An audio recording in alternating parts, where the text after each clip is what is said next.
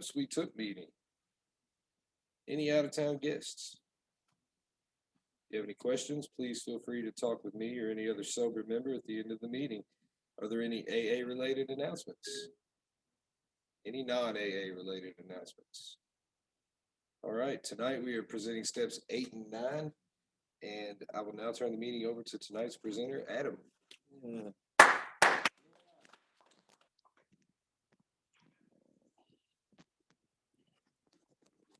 All right, my name's Adam. I'm an alcoholic. Hey, Adam. So tonight we were talking about steps 8 and 9, which are made a list of all persons we had harmed and became willing to make amends to them all, except when made a list of all persons we had harmed and became willing to make amends to them all. Made direct amends. Step 9 is made direct amends to such people wherever possible, except when to do so would injure them or others. And I came into the program of Alcoholics Anonymous in 2015 is when I got my introduction. I was at a long-term inpatient treatment center for men, and you had to work the steps to get through the house.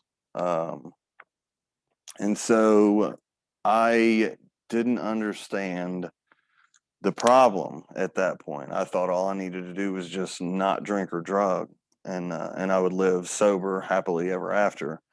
And so one of the things that was told to me was you need to make amends. Once I got past my 5th step, went over 6 and 7 real quick, and I missed the entirety of 6 and 7 when I tried working through these steps the first time.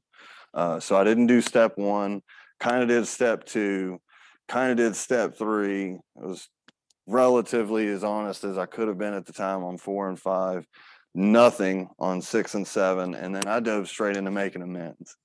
And for any of you that have done this or seen people do this, have been in the program long enough, it's a terrible idea. It's absolutely terrible, because so I'm going to these people and I go to like my mom and my dad and my girlfriend, and these were the first people that I made amends to, and I didn't understand the implications of what making amends was. To me at that time, making amends to these people was me staying sober. That's my amends to them. You know what I mean? I stay sober, I keep doing what I'm doing, and that's my amends to them.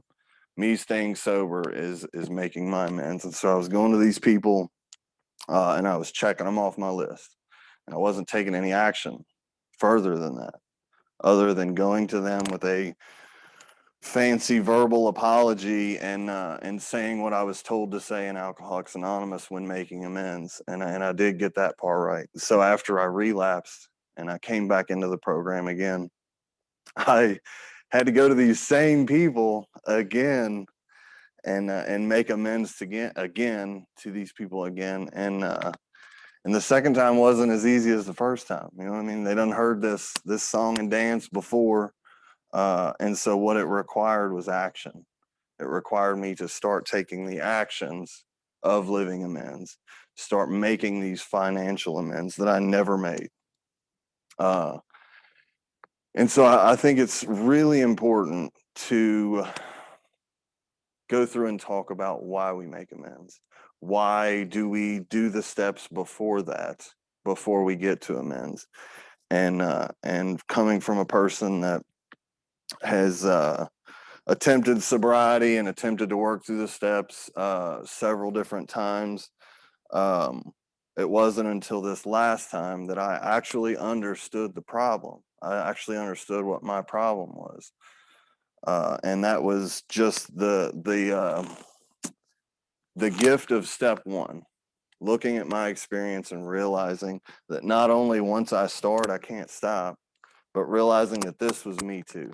Once I knew that this was me, May 8th, 2019, when I got sober, a few days after that, I accepted that this was going to be my life until I did what people in Alcoholics Anonymous were doing. They were applying a solution that had worked for millions of people for coming up on 100 years. You know what I mean? I think we're at 85, 86 now, since the beginning of AA. And it was just mind blowing to me that I had attempted to work through these steps and I kept falling on my face. And I was trying, but I didn't have the gift of surrender in step one. So when I talk about that gift of surrender, what I'm talking about is something happens when I accept that this is my problem.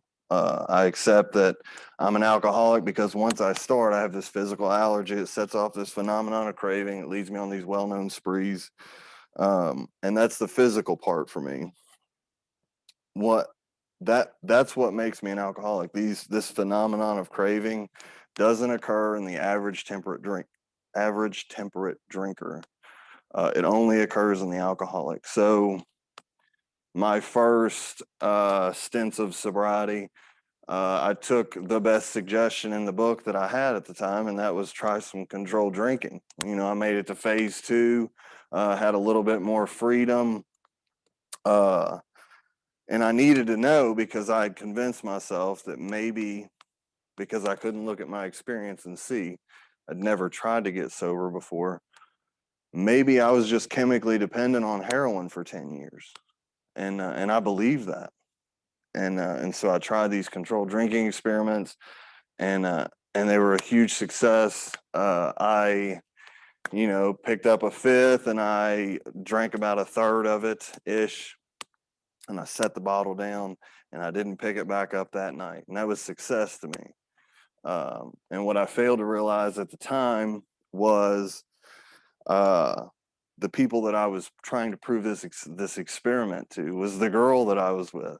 You know, I was at her house. She was willing to let me try this experiment, and so I wanted to convince her that I'm not an alcoholic, that I can have a drink and set it down. I can do this like a gentleman and not pick it back up. And so she would let me drink whenever I came over there. That was the whole reason why I wanted to prove this to her. And what happened was there was 2 weeks in between the first time I drank and the second time I drank. Maybe about 4 or 5 days in between the next time. And then next thing I know, I'm living at sober living, drinking every chance I got. And that was just the beginning. You know what I mean? I realized what situation I was in. I almost got kicked out a couple times for missing curfew because I was drunk and they were there doing breathalyzers. So I wasn't coming until afterwards. So they never caught me. A couple of my friends that I was in there with kind of thought that something was going on. And so I just moved out before anybody caught me red-handed. And I was getting high before I even moved out. So in 2019, I come into the program, and for about the 15 months preceding May 8th, 2019, I really got to experience this side of it because I wanted to get sober. I wanted to get everything back that Alcoholics Anonymous had given me, that this sober way of living had given me before, and I kept throwing it away. And so I wanted to get back to where I was. I wanted to get back to where I was spiritually. I wanted to be around the fellowship again. And this prevented me from doing all of it. I wanted to get sober, so I needed to dry out. I would go detox at my mom's house in Cynthia, and I would lay there for a week, and I'd go through full physical withdrawals. And the day I started feeling better, I would get high again. I started doing this about every 2 or 3 months. You know, Vince was working with me at Buffalo Wild Wings, and I just dropped a bunch of weight. I was pale. He would always tell me I just needed a haircut because I was really unkempt and needed a haircut, and probably looked awful.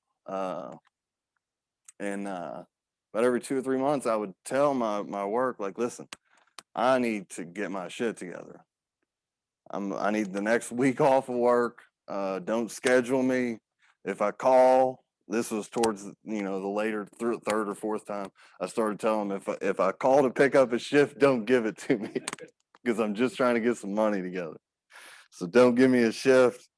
I need at least a week off. And they were happy to oblige. Feel like I was a pretty good employee for them at the time.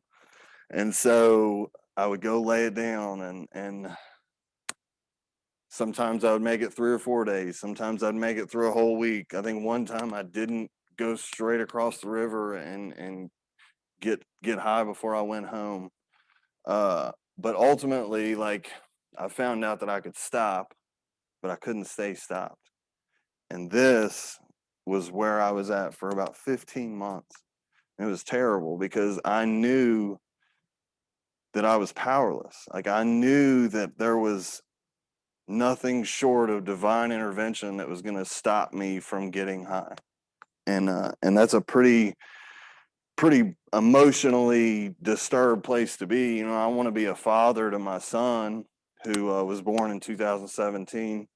I wanted to be a good boyfriend. I wanted to be a good son, a good brother, a good friend. I wanted to do all these things, and I was incapable of doing any of that. Not just when I was using, but when I wasn't using. And so what I realized was this was why once I start, I can't stop. And this is why I keep going back. This is why I take the first one, because I need ease and comfort. This is what I'm seeking, ease and comfort. And in my experience, I can get this one of two ways. Now that I've actually worked a program of Alcoholics Anonymous, I can get this for sure getting high or drinking, or I can apply the solution that millions before me have applied through the fellowship and the program of action. So when I came into these meetings, it was a forced introduction by the Department of Corrections, and I get to a treatment center, and I had all kinds of ideas about what Alcoholics Anonymous was, what people did at them, and I had no real experience. I never went into an AA meeting with an open mind. So get my introduction. I'm in a treatment center. I know I'm going to be there for 6 to 9 months in-house. And so, you know, the best thing to do is try to make the best of the situation, right? You know what I mean? It's going to be 6 to 9 months regardless. So I figured I'd just start listening to these guys because I thought I was different. You know what I mean? Maybe they had some similar experiences, but nobody drank and drugged the way that I did. I was 100% certain of that when I walked in there. And within a week of me being there, one of the guys that was green scrubbing, which is the end of phase one, it's about 6 to 9 months into the program before you can start moving out and getting a job, gave his lead. And his story was so similar to mine. The amounts he was using, which he didn't go into great detail about, but I asked him later, the experiences of what he had been through right before I ended up there were identical. And this is when I started to believe that this program's working for him. You know what I mean? Something's different about him. If he was anything like I was, which I believed at that time, he lived like I did, so he's got to be somewhat similar. Whatever he's doing is working for him because he can't be the same person. And so I started to believe that it was working for him. And then next, I needed to believe that it would work for me. So I got to experience this fellowship, going to meetings, asked the guy to sponsor me. I got a home group. I got into some service work while I was at the center. And I still didn't understand the problem. And so as soon as I completed and moved out, I quit doing all this stuff. You know what I mean? That was my experience the first time. And then again, the second time I went through treatment. And then it wasn't until this last time that I realized these are my options. I can live here for the rest of my life, be absolutely miserable, or I can do this and maybe have this spiritual awakening, this entire psychic change that the book talks about. and become a useful member, not only to society, but to my family, the ones that I really want to be useful to, like my son, my girlfriend, my mom, my friends. You know what I mean? I could do that. I know because people were doing it right in front of my eyes. And so May 8th was right before I ended up at detox. I asked a guy that I went through the center with in 2017 to sponsor me, because he was not only speaking good things at meetings, but he was living the program outside of a meeting. He was being of service, not just to people in Alcoholics Anonymous, but he was being of service to his family. He was being of service to his fiance, and those are the things I wanted. So that's why I asked him, and he took me through the steps. We got back into the big book, which contains the 12 steps, which is through working these things, you will develop a relationship with God. That was a promise that was made to me early in sobriety. And that's been my experience. When I truly do step one, all the momentum of me taking all these other actions comes from me knowing that this is going to be my life if I don't. So I take these actions. First action is I make a decision. And this decision is keep doing what you've been doing, keep getting what you've been getting, or do something different. Do what we do. And at the time, May 8th, 2019, super easy decision for me. You know what I mean? I was in jail, in rehab, detoxing, broke, not of any usefulness to anybody around me. And didn't want to live like that anymore. So in making this decision, the first action that we take after the decision is jumping into a moral inventory. Why? Why do we need to do a moral inventory? Those were questions that I had. Why do I need to go through this and do these actions? I had all these questions, and I quit asking them in 2019 when I got sober this time. But this inventory is a fact-finding, fact-facing process. Because for me, if you're anything like me, this was as far as I ever got. People I was resentful at, why was I angry? It's as far as I got. I never take the time to think of how I was affected. My instincts were affected. Never looked at my part. And if I was aware of it, I was downplaying it. You know what I mean? It's not that important. You know what I mean? He still beat me up. I hate him. You know what I mean? Why would he beat me up? It was because I stole his girlfriend. You know what I mean? That's why he beat me up. And it wasn't until I sat down and I wrote this inventory out that I started to see that these people who harmed me, that affected me, were people just like me. They were fallible human beings. And once I had this realization of all the things that I have done wrong to people, then how could I be mad at them for doing the same things that I did? You know what I mean? And that's inventory is the first spiritual tool that Alcoholics Anonymous gives us. It's the first tangible tool that we can write out. We can do this inventory, and we can get down to causes and conditions, and we can address them, right? And that was spiritual for me. That gave me something to do. That took the blame off of them and put it on me.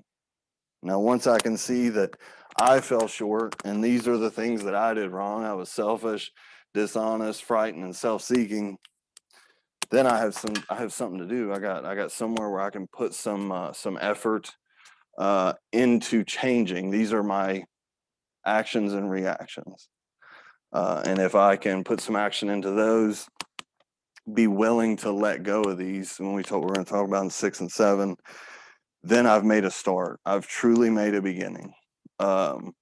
Fears. We also do a 4-column. Fears. Why we have them.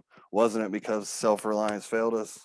Yes, that's the answer for me in every one of these. Yes, self-reliance always failed me because I was always relying on self. What would he have me be instead?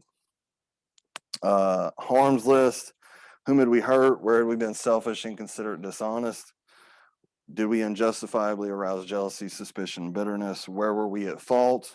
What should we have done instead? So the important thing to realize when doing this inventory is that some of these things have already happened.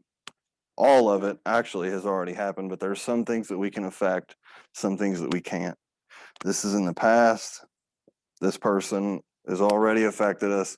We can't change it. This is also in the past. Whatever they did, can't change it. This, column 3, needs to change.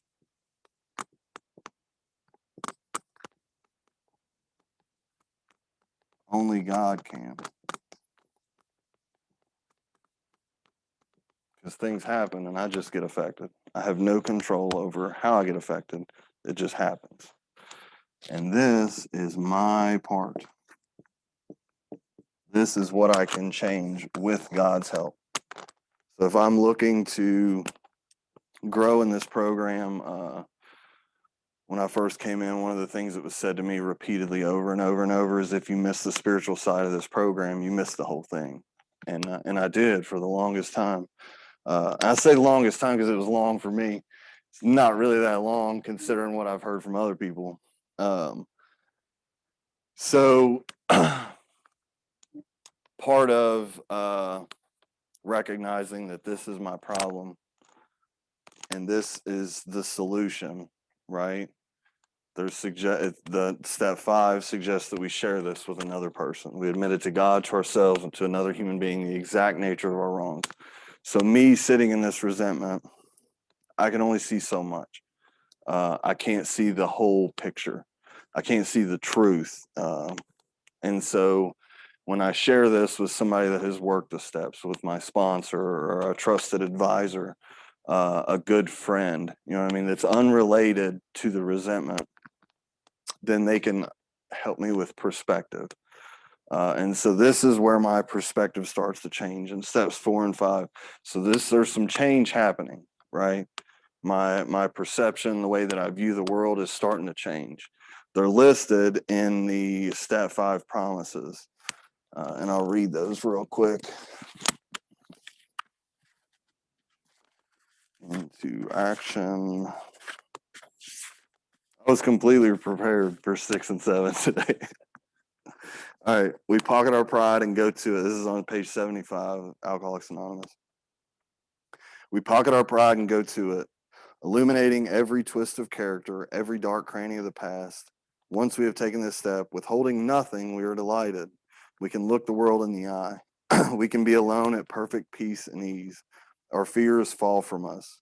We begin to feel the nearness of our Creator. We may have had certain spiritual beliefs, but now we begin to have a spiritual experience. The feeling that the drink problem has disappeared will often come strongly. We feel we are on the broad highway walking hand in hand with the spirit of the universe. So these are the promises. These are what will happen if you do a thorough and honest 5th step, right? And I say honest because all you can be is as honest as you can be. Like there's no, like, I'm not a perfectly honest person. Nobody is. Nobody can be 100% honest. So you're as honest as you can be at that time. So once we share this and we gain perspective from a sponsor or trusted advisor, whoever, somebody that's worked through these steps, we begin to start recognizing our grosser handicaps, is what the book calls them. And these are our grosser handicaps. Selfishness.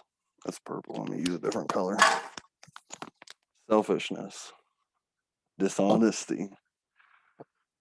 Frightened and self-seeking ambitions, behaviors. So when I can start to recognize these as my grosser handicaps, these are the problem for me. This is what causes me to be restless, irritable, and discontented. This is why I stay in the problem.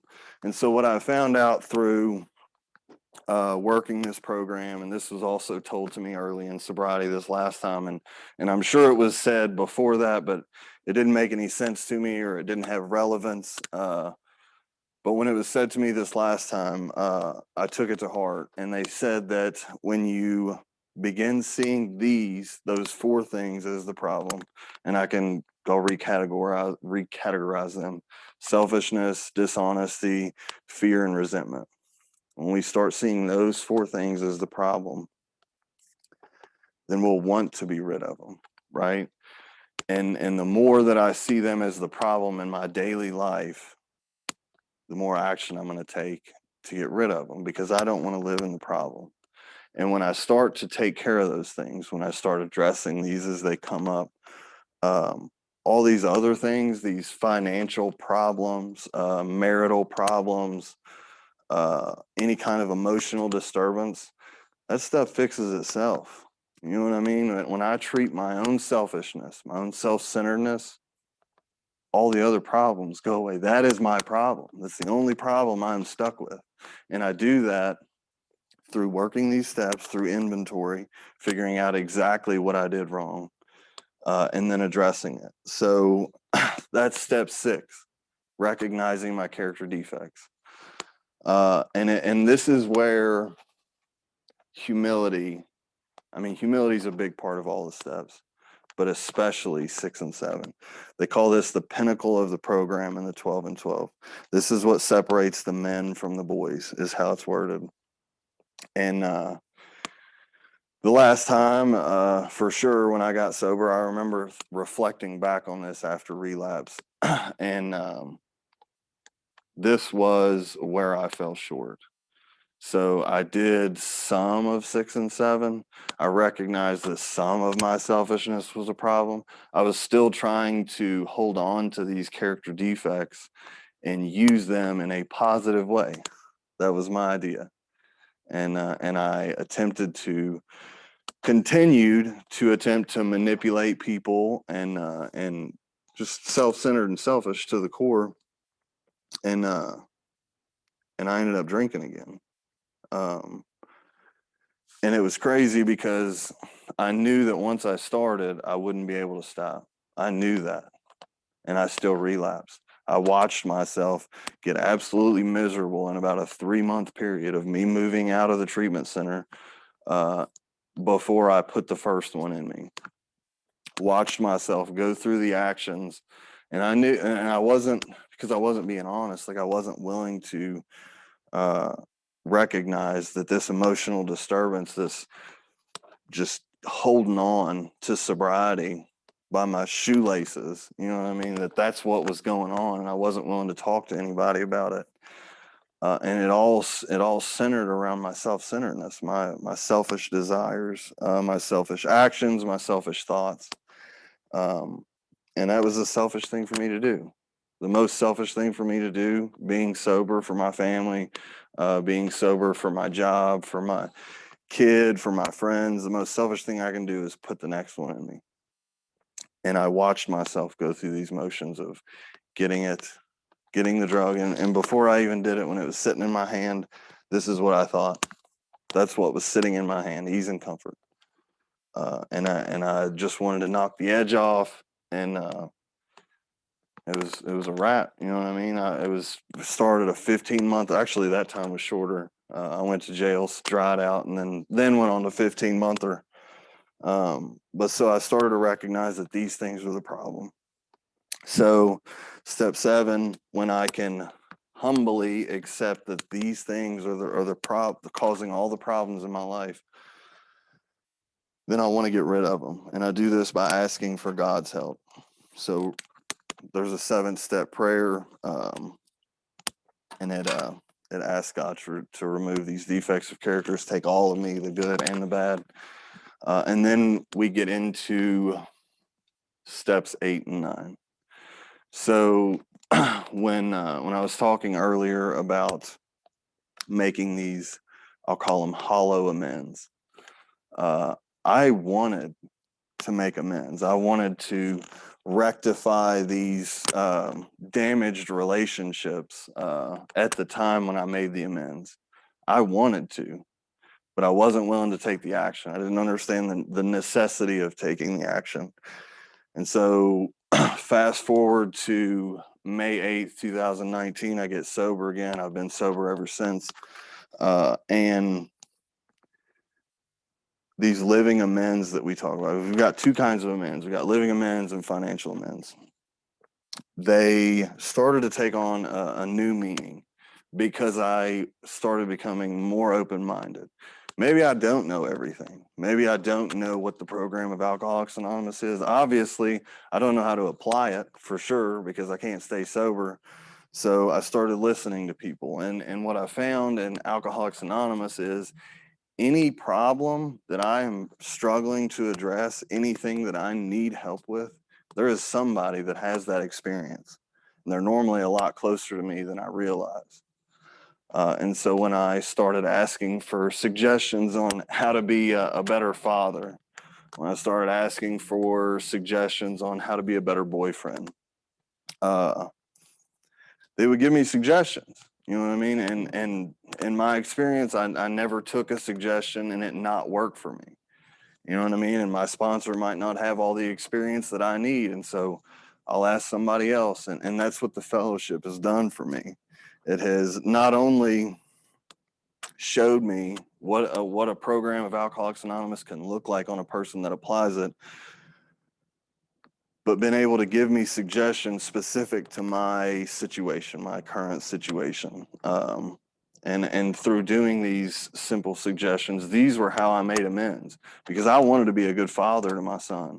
You know how it started? It started with me taking a suggestion from my sponsor to when I get off work, go home, go straight home, and at some point in that time period where you're at home before you go to sleep, take 20 minutes, just 20 minutes, and give your son your undivided attention. That was the suggestion. Whether it's to read a book, whether it's to help feed him, whatever he wants to do, play a game, 20 minutes, undivided attention. Don't be on your phone. Don't be watching TV. Don't be doing nothing else. Undivided attention. And I started doing this, and I started to realize what it means to be a father. You know what I mean? Because I didn't know before that. My idea of a father, which was what I was trying to do, was to provide. You know what I mean? Provide financially. My job's done. Provide financially and be there from time to time. And because that's what I knew. You know what I mean? That's the way my dad was with me for the most part. Not all the time, but for some reason, that's where the idea of a father and a man came from. That's what it came into being inside my head. Uh, so I started making these amends to him. That was how I made my amends to him, because obviously he's 3.5 now. He still probably wouldn't understand the conversation of, well, you know, Daddy was sick. That's the best I got right now, and I'm hoping that he never remembers what I was like before I got sober. Because at first it was, he'll never have to see me sober, or he'll never have to see me getting high. And I had to change it because I started getting high again. I relapsed. And this was vividly, this was what comes to mind when I think of needing to make amends to my son. So this is just an example of something that was on my fourth and fifth steps. I would wake up every morning, normally dope sick, waiting on the guy that I get drugs from to answer the phone so I could shoot across and get well. And so I would wake up, he would wake up at like 6:30, 7 a.m. in the morning. Mind you, he was about 1 at the time. And I would turn a little TV on in his room, would set his little chair up in front of the TV. I would change his diaper.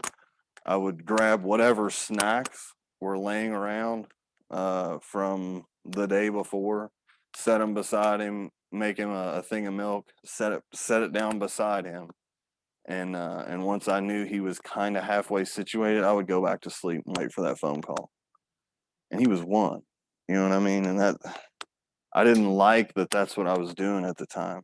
I knew that it was wrong. He would cry and I wouldn't get up. And so in order for me to feel better about what I was doing then compared to what I'm able to do now, that's why amends are so important for me. Not only to him, but now I have the capacity, the ability with God's help to be a son to my mother. I don't have to go over there and let her take care of me like I used to, like I did for the first 30 years of my life. You know, she would do my laundry when I got there. She would make me something to eat. She asked me 15 times a day, "Are you hungry? I'll make you whatever you want." You know what I mean? I could just lay on the couch, watch TV, and let her take care of me, wait on me hand and foot. And she would do it. But that's not how I want that relationship to be. I don't want to continue to take, I want to give. And so when I go over there, and I'm still terrible at this, I try to think of at least one thing I could do to make her life easier. That's my men's star. She doesn't want any of the money back. She wouldn't take it. So I take her out to eat. You know what I mean? I pay for it. I don't ask her who's paying. I just pay. I do these things, and these are the ways that me and my sponsor agreed that I would make amends to her. Because I made amends without talking to my sponsor. I made a terrible amends when I first got sober. This time I was about 2 weeks sober, and I'm not really going to get into it because I'm sure she wouldn't appreciate it, but made a terrible amends. Some of y'all know about it, and it was terrible. But that's a perfect example of why we run this by somebody with experience before we take this step. And so once I started making amends, like I've been sober since May 8th, 2019, is about 19 months. I've made most, if not, I think I got one more financial amends I still need to make. I've been making my living amends. I made my graveside amends. And so once I started doing these things, and I was nervous about them at first, like I wasn't sure how some of them would go. You know, I screwed over a few people. I stole from people that I didn't think would be happy to have me tell them, "Hey, look, I took this from you." You know what I mean? I was worried about myself. What can I do to make this right? I didn't want that confrontation. And so what I found is once I started making these living amends, I started in this column list that my sponsor suggested for me this time to give me a place to start instead of looking at all these big, hard, in my mind, these hard amends that I wasn't sure if I was going to be able to make or not. He told me to categorize them like this: now, later, maybe, and never. So when I got person A, B, and C, and then I got a D that I owe money to, and later, maybe an F, I got an E and maybe, and then some nevers. What happens is when I start, 8 and 9 are about repairing relationships. When I start repairing these relationships in this now column, people that I'm willing to make amends to right now, should I see them face to face, I start seeing these people and I start making these amends on God's time. Mind you, these aren't people that, you know, I'm searching out and I'm tracking down, unless that's what my sponsor suggests to me. That's not how amends are supposed to be. It's not whenever possible, it's wherever possible. So I start making these amends. These people over here, this D and this F person, in the later column, you know, I'm making a little bit more money now. I've actually got a job. I have the money to pay these people back. So they start to move over into this now column, right? And then this maybe that I wasn't sure if I'd be able to make or not. Now that I have some of the confidence of these repaired relationships and seeing how some of these other amends have went, he starts to move over. This E person starts to come over into this later column. And that was the way that this list was excuse me, described that it would work, and it did for me. And I really wish I could have talked about 6 and 7. I had some fire for 6 and 7. But steps 8 and 9 in the big book I'm going to read a couple passages. So this is where it talks about faith without works is dead. Let's look at steps 8 and 9. We have a list of all persons we have harmed and to whom we are willing to make amends. We made it when we took inventory. We subjected ourselves to drastic self-appraisal. Now we go out to our fellows and repair the damage done in the past. We attempt to sweep away the debris which has accumulated out of our effort to live on self-will and run the show ourselves. If we haven't the will to do this, we ask until it comes. Remember, it was agreed in the beginning that we would go to any lengths for victory over alcohol. Fast forward a little bit, it talks about making amends, how to make amends. We may kill a future opportunity to carry a beneficial message, but our man is sure to be impressed with a sincere desire to set right the wrong. He will be more interested in a demonstration of goodwill than our talk of spiritual discoveries. So this is where I fell short the first time, because I didn't understand the implications of making amends. I just wanted to get these relationships back. I wasn't doing it because it was the right thing to do. I was doing it so I could use these people again, right? And that's not the kind of mindset that I needed to have walking into making these amends, because I have taken for my entire life. You know what I mean? Anybody, any relationship that I had, whether it be a sexual relationship, whether it be the relationship with my son, my friend, David, Vince, Jimmy, whoever's around me, I'm in that relationship to get something from it. It's the whole self-centered aspect of my entire life with relationships. So I start to have this spiritual experience through working these steps. I start becoming willing to let go of these things in 6 and 7 that I recognize in steps 5 and 4. And in doing so, the right thing for me to do, let's do the next right thing. It's, you sum this program up in a few words: love and tolerance, do the next right thing. That's the right thing for me to do. If I've wronged this person, if I've stolen money from Vince, it's the right thing for me to do to pay him that money back.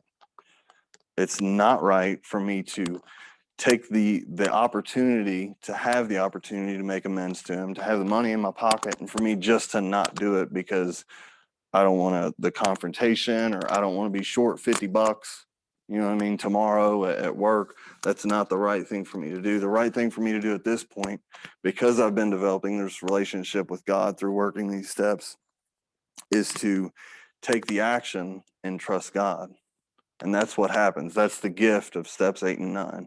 I start to have a real spiritual experience. My personal relationships begin to be repaired, and I can really fully trust that no matter what happens, as long as I do the next right thing, that God will take care of me. So I don't really have much else about 8 and 9. So next week, we're going to be talking about steps 10. It's just step 10, which is continue to take personal inventory. And when we were wrong, promptly admitted it. And real quick, step 10, in a nutshell, not to go too deep into it, this is practicing 4 through 9 on a daily basis. But my name's Adam. I'm an alcoholic. Thank you, Adam. Welcome, buddy. Get something out of that. There's something wrong with you. So I'll read the closing. Our book is meant to be suggestive only. We realize we know only a little. God will constantly disclose more to you and to us. Ask him in your morning meditation what you can do each day for the man who is still sick. The answers will come if your own house is in order. But obviously, you cannot transmit something you haven't got. See to it that your relationship with him is right, and great events will come to pass for you and countless others. This is the great fact for us. Abandon yourself to God as you understand God. Admit your faults to him and to your fellows. Clear away the wreckage of your past. Give freely of what you find and join us. We shall be with you in the fellowship of the Spirit, and you will surely meet some of us as you trudge the road to happy destiny. May God bless you and keep you until then. You guys want to circle?